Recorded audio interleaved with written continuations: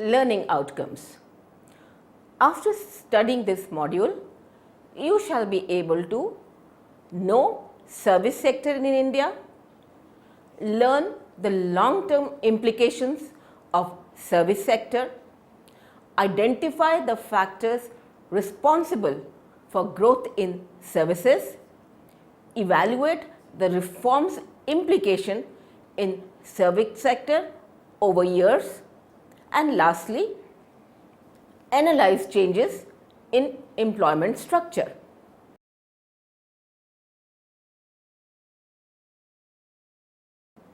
Introduction. In developing countries like India, this sector can lead to inclusive growth through backward and forward links by ensuring equitable access to basic services at low prices, by creating employment opportunities and by developing human capital. India is among the world's rapidly growing economies. In 2010, the GDP grew at 10.6% as compared to an average growth rate of 7.5% in emerging and developing economies. Even though the growth rate declined to 7.2% in 2011, it continued to be above the average growth rate of emerging economies, that is, they were growing at 6.2%. The service sector has been the significant contributor to India's GDP and to its growth. Service sector is the second largest employer after agriculture sector. India's services trade has increased over time, and services account for the largest share in India's foreign direct investment, that is FDI, inflows and outflows.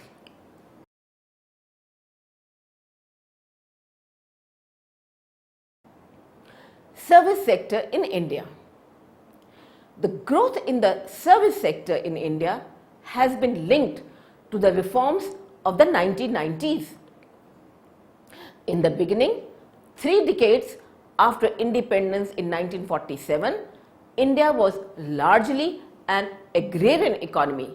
That is, agricultural sector dominated the Indian economy.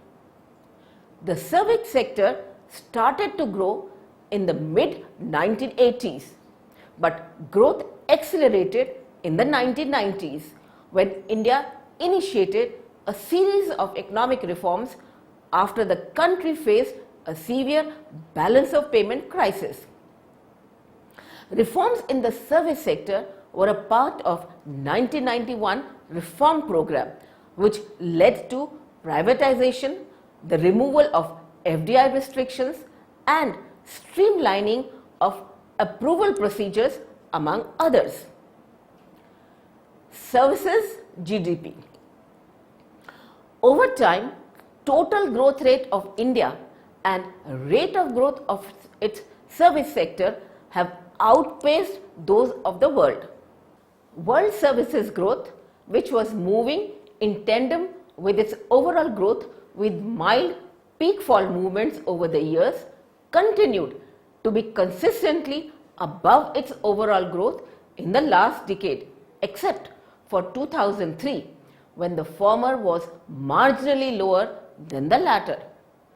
Thus, for more than a decade, this sector has been pulling up the growth of the Indian economy with a great amount of stability.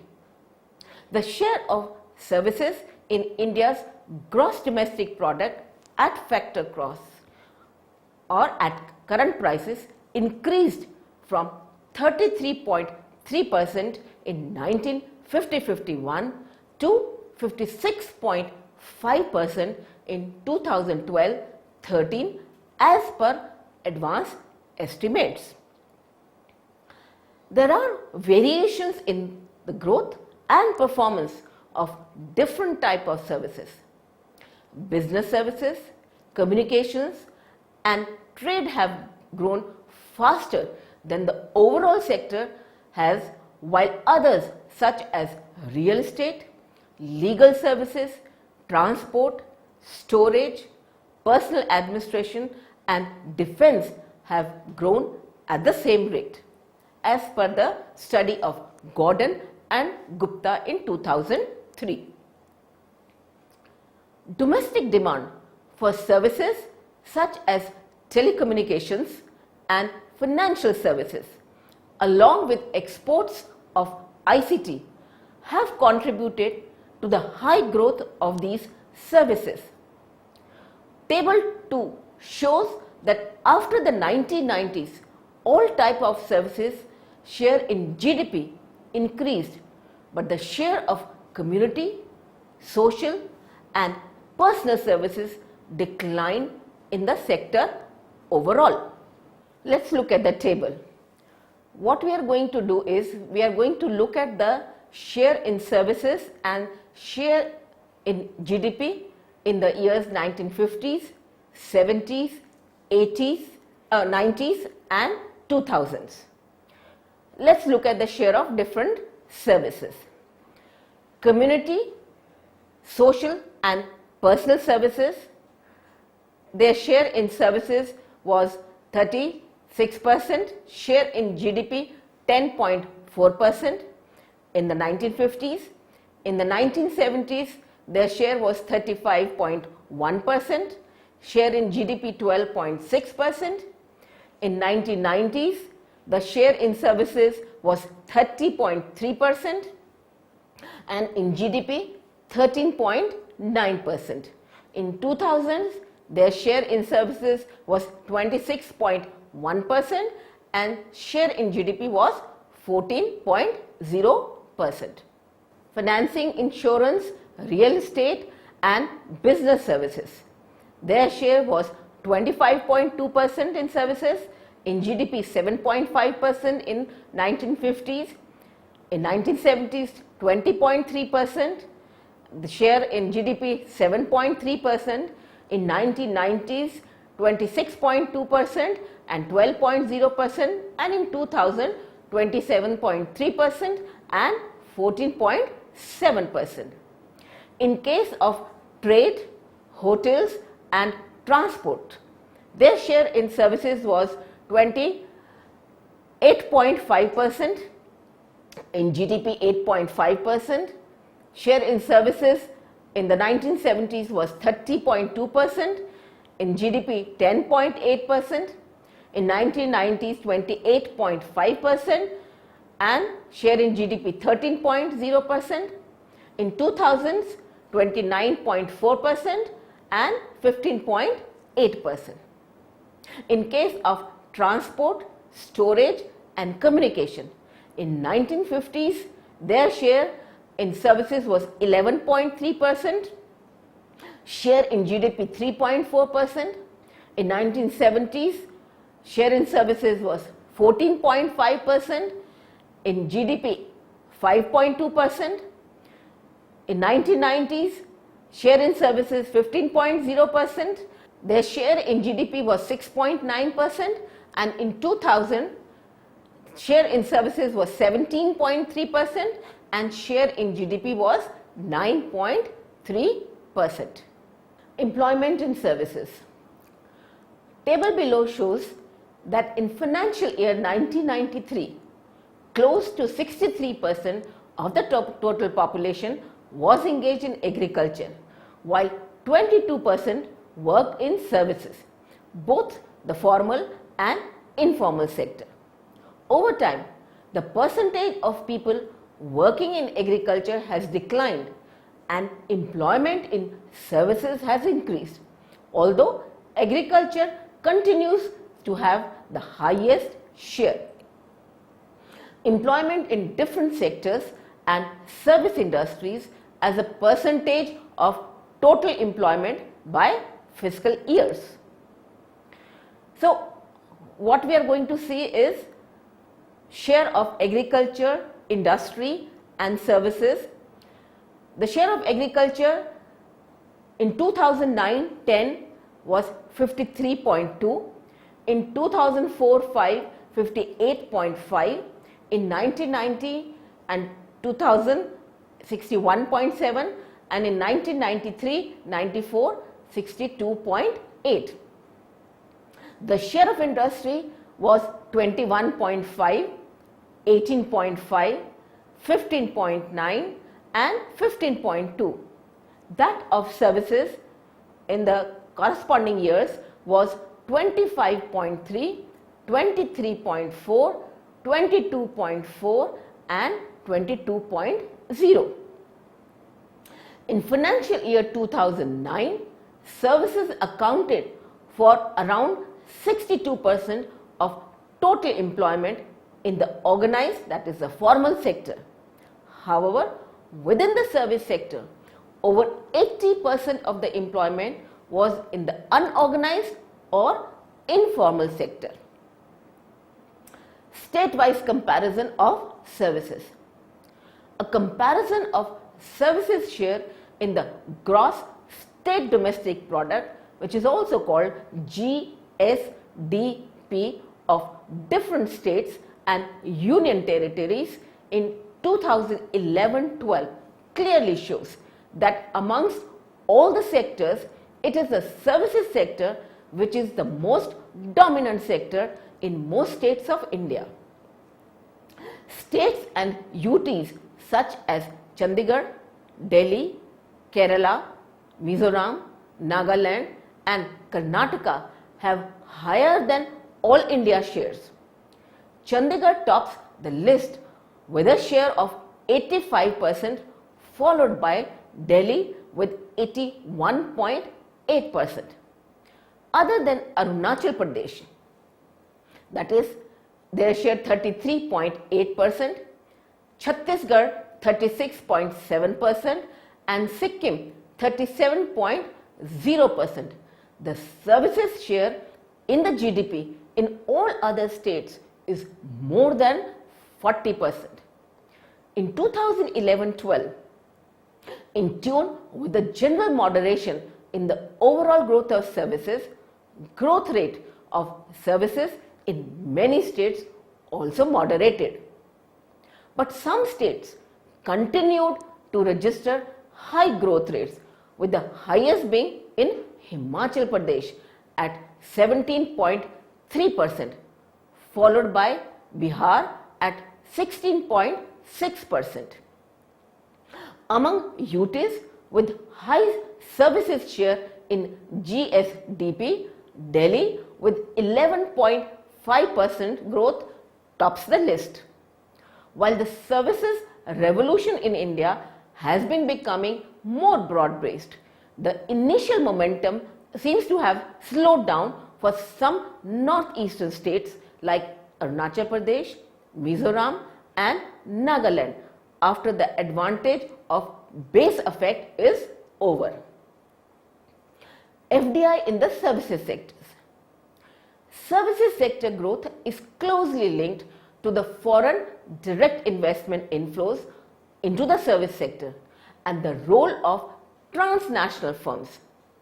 While the ambiguity in classifying the different activities under the services sectors continues, the combined FDI share of financial and non-financial services, construction development and software and hotel and tourism can be taken as a rough estimate of the FDI share of services, though it could include some non-service elements. The government has been taking many policy initiatives since independence to liberalize the FDI policy for the services sector. These include liberalizing the policy on foreign investment for companies operating in the broadcasting sector, like increasing the foreign investment limit from 49% to 74% in teleports and direct to home cable networks, that is the DTH, and permitting foreign investment up to 74% in mobile TV, permitting foreign airlines to make foreign investment up to 49% in scheduled and non-scheduled air transport services, permitting FDI up to 51% in multi-brand retail trading, and amendment of the existing policy on FDI in single brand product retail trading.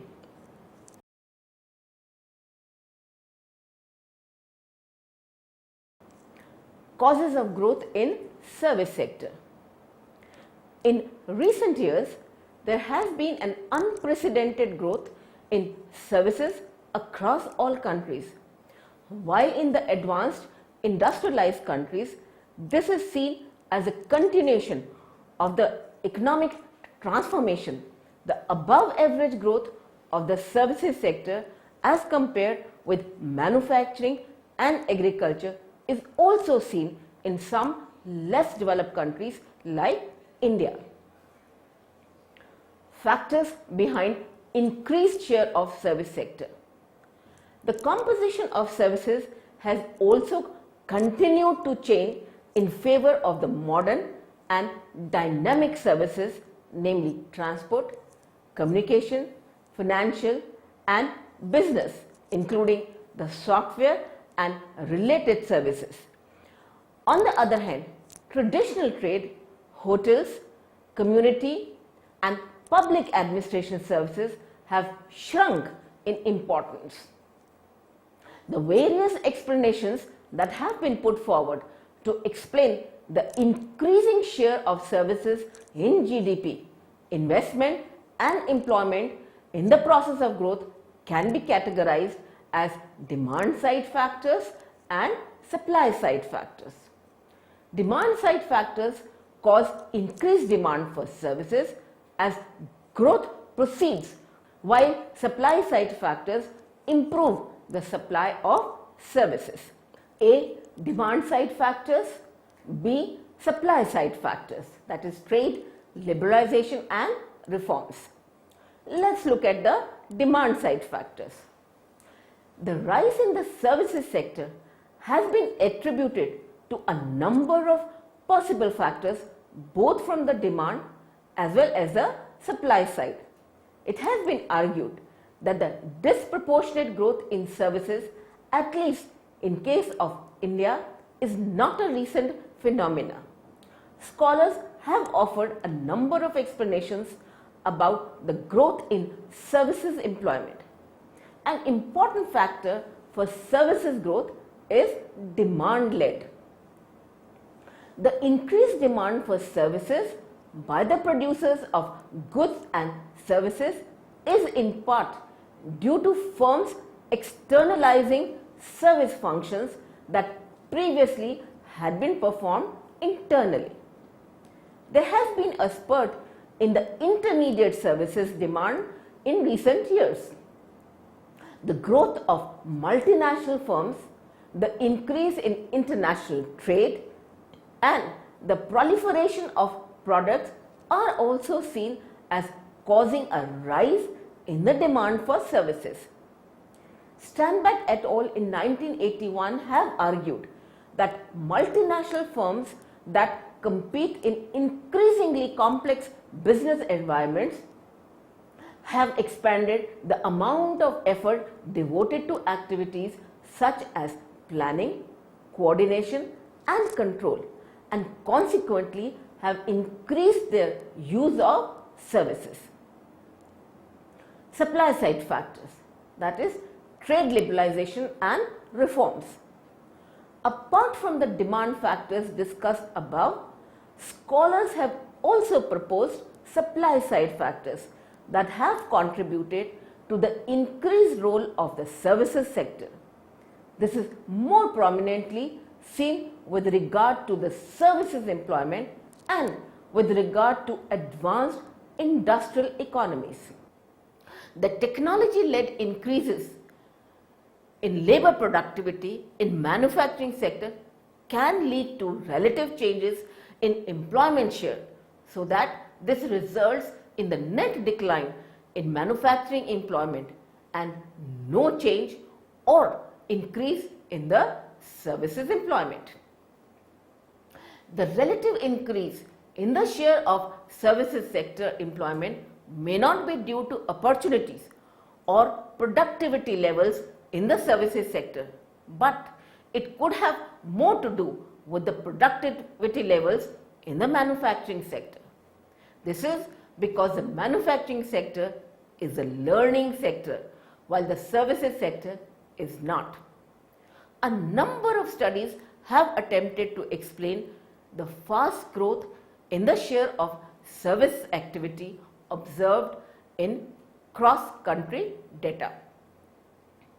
Causes for change in employment structure. The literature draws a distinction between demand and supply side, as studies made by Kravis, Francois and Reinhardt in 1996. On the supply side, the share of service can be boosted by a switch to a more service input intensive method of organizing production. Such a change in production methods can arise as a result of increasing specialization as the economy matures. For example, over time, industrial firms may make greater use of specialist subcontractors to provide services that were previously provided by the firms themselves. Legal, accounting and security services are obvious candidates to be contracted out. Bhagwati in 1994 calls this process of specialization splintering. Kravis in 1982 points out that splintering will lead to growth in the share of services in GDP, even when GDP itself is not growing. On the demand side, a rise in output share of the services can arise from rapid growth in the final demand for services.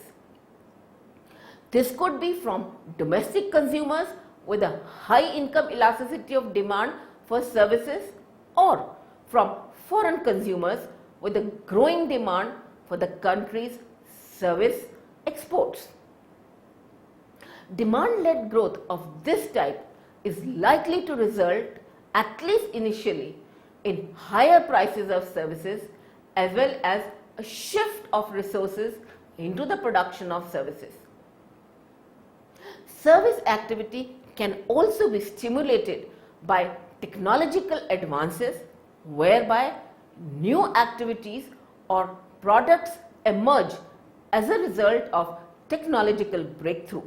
Such advances are likely to be particularly relevant in the case of IT sector, for example, the internet, telecommunication, for example, cellular phone services, and to some extent in financial services like credit cards, ATMs, etc. Liberalization can also provide a boost to services.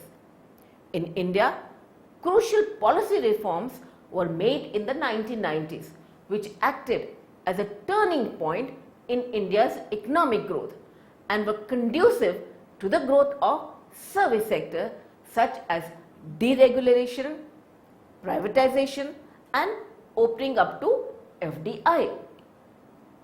If the growth of services was previously inhibited by government controls, then policy changes may provide a positive shock that unleashes new activity and growth. Growth in the share of service sector in GDP is often followed by a corresponding growth in the service sector share in total employment in the economy.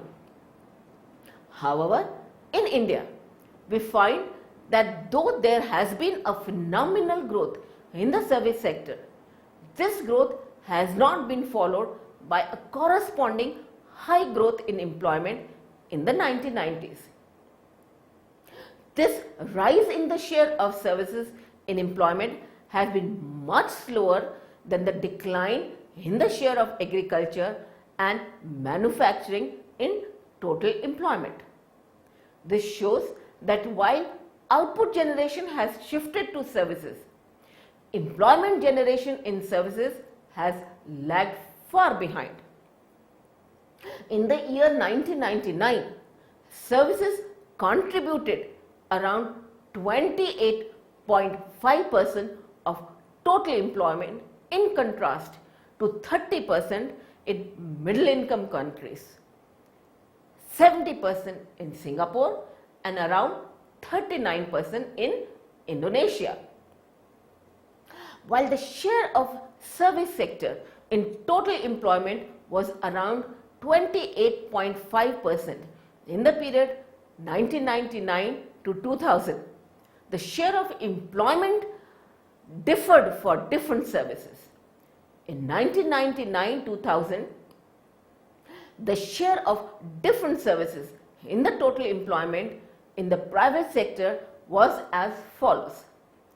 Share of trade, hotels and restaurants was 34%, followed by the community, social and personal services around 31%, and then by construction 16% and transport, storage and communication services 13% only.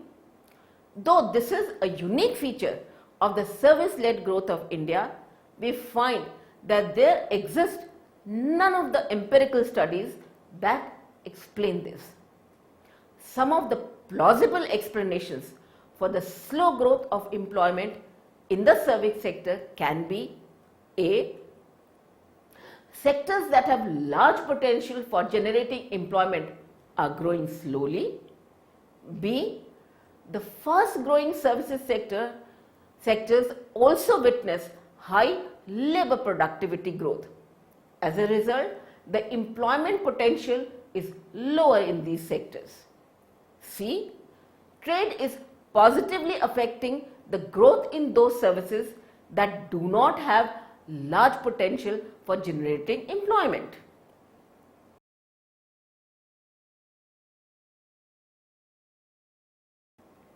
Long-term growth implications. One of the critical issues that have been discussed in the literature is the role played by services in the growth process. Though a forceful case is put forward that services can become the major driving force of economic growth, in case of India, the sustainability of a service-led growth has been questioned by many. For example, by Mitra, Bhattacharya Mitra and Arunachalam and Kumar in 2002.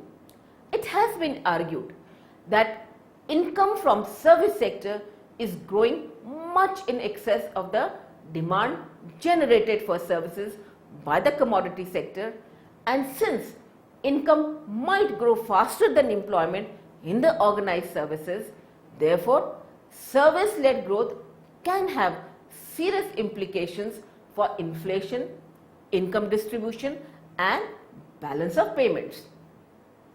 In short, it is argued that this growth is not sustainable in the long run.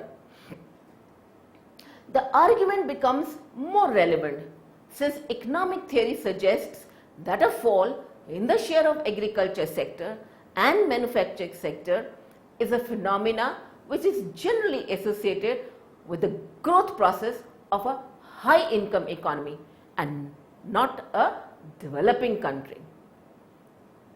To test the issue of sustainability of service-led growth in India, Gordon and Gupta in 2004 attempt to find out whether India is an outlier in this case by using cross-country data on sectoral shares in GDP and fitting a trend line. They find that the share of service sector in GDP is associated positively with per capita income. That is, the countries with higher per capita income also have a larger share of services in GDP. In case of India, they find that in 1990, share of India's service sector in GDP was very close to the average share predicted by linear relationship. However, as a result of rapid growth of services in 1990s, by 2001, India's share of services moved above the average share by as much as 5 percentage points. But in spite of this, they do not find India to be an outlier at present. However, they argue that if different sectors in India grow at the average growth rates experienced in 1996 to 2000, then by 2010, the share of services would increase to 58%. This would bring size of India's service sector relative to GDP closer to that of an upper middle income country, even though India would still belong to the low income group. Hansda in 2001 addresses issue of sustainability of the service-led growth of India in terms of intersectoral linkages as emanating from input-output tables for 1993-94 for 115 activities at disaggregated level. The results indicate that while services and agriculture do not share much interdependence, industry is found to be the most service intensive, with 70% of its activities being direct services intensive. The intersectoral linkages are explored further by estimating Rasmussen indices of backward and forward linkages. The indices show that service sector is more growth inducing as compared to other sectors in terms of backward and forward linkages. He therefore argues that growth in service sector will induce growth in other sectors. The issue of sustainability of services growth, that is, whether the lack of rise in the share of manufacturing sector and the corresponding shift to services is sustainable or not, is further examined by Banga and Golder in 2004. In this regard, the study estimates the impact of higher use of services input on productivity growth of manufacturing sector. They construct a multilateral total factor productivity index for 41 major industry groups for the period 1980-81 to 1999-2000. The growth of the service sector has important implications for the economic analysis. In some respects, the current situation is analogous to the shift from agriculture to industry.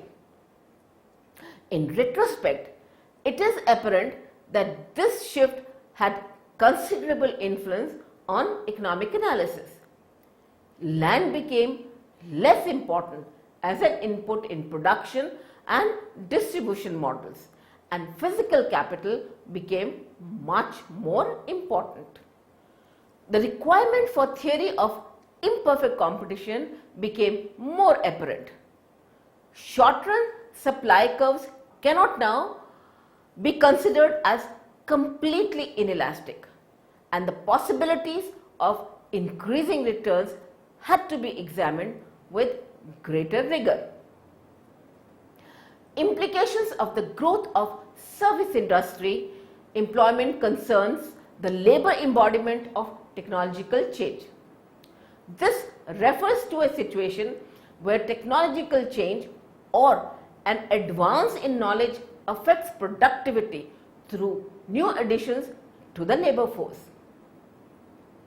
In many service industries, it is not enough to know by how much demand has changed in order to predict the effect on productivity. The two other dimensions of demand along with quantity must be specified clearly. One source of variation arises because output is frequently uneven, more or less, with peaks in output occurring at a particular hour of the day, particular days of the week, and even particular weeks of the month. Such fluctuations are important for retailing, banking, barber and beauty shops, places of amusement, and some local government services.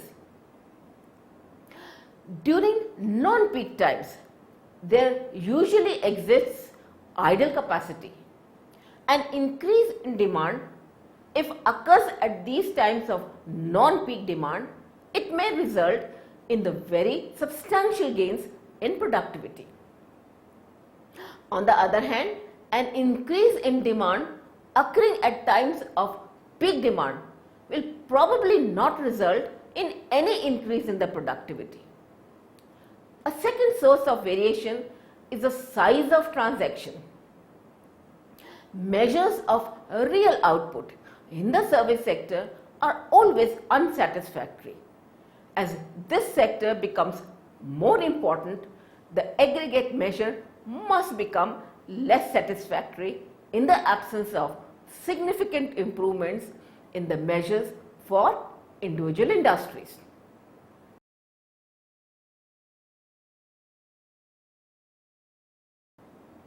Summary. To summarize, in this module, we studied about service sector in India. It was only 1980s onwards that service sector started leading economic growth. Before that period, industrial sector or agriculture sector had larger share. There are various demand side and supply side factors which lead to increased share of services in GDP. For example, the increased demand for services by the producers of goods and services is in part due to firms externalizing service functions that previously had been performed internally. Growth of multinational firms, the increase in international trade, and the proliferation of products are also seen as causing an increase in liberalization. We also studied about the long-term implications of growth in service sector.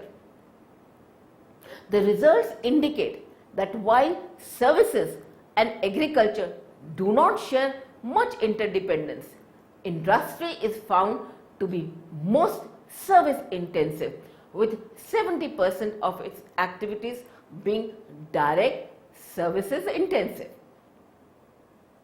Service sector is more growth inducing as compared to other sectors in terms of backward and forward linkages. Growth in service sector will induce growth in other sectors.